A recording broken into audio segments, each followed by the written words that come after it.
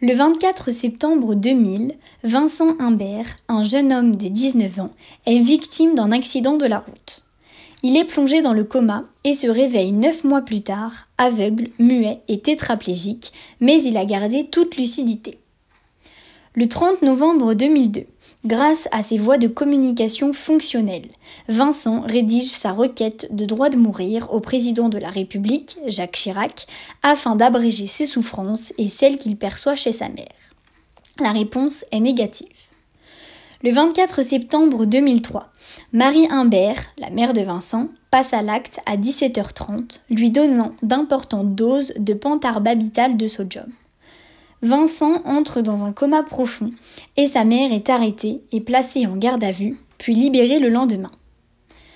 Le 26 septembre 2003, après discussion avec la famille, le docteur Chossois décide d'arrêter toute mesure de réanimation et d'injecter du chlorure de potassium, entraînant le décès de son patient. Le 24 octobre 2003, le procureur de Boulogne-sur-Mer ouvre une information judiciaire visant Marie Imbert pour administration de substances toxiques commises avec préméditation et sur personnes vulnérables.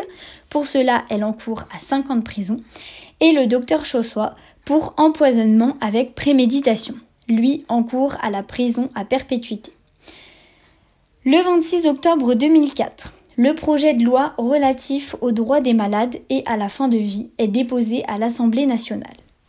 Le 14 janvier 2005, le docteur Chossois et Marie Imbert sont mis en examen. Les deux accusés ont toujours assumé leur acte et ont provoqué un débat éthique et législatif sur le thème de l'euthanasie, aboutissant à l'adoption d'un droit à laisser mourir par le Parlement français en 2005.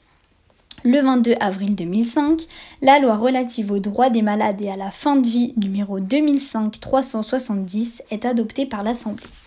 Sans introduire ni l'euthanasie ni l'aide au suicide, elle interdit l'acharnement thérapeutique, promeut les soins palliatifs et définit un cadre pour que le patient puisse solliciter l'arrêt de certains traitements.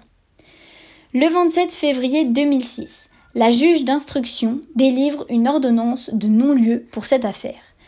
Elle explique que même si les actes reprochés restent condamnables au regard de la loi, il faut tenir compte du contexte bien particulier et des pressions familiales et médiatiques exercées, et à ce titre considère que la contrainte doit être invoquée. Selon elle, Marie Imbert et le docteur Chossois ne peuvent pas être condamnés au vu de la situation et de la demande répétitive de Vincent de mourir.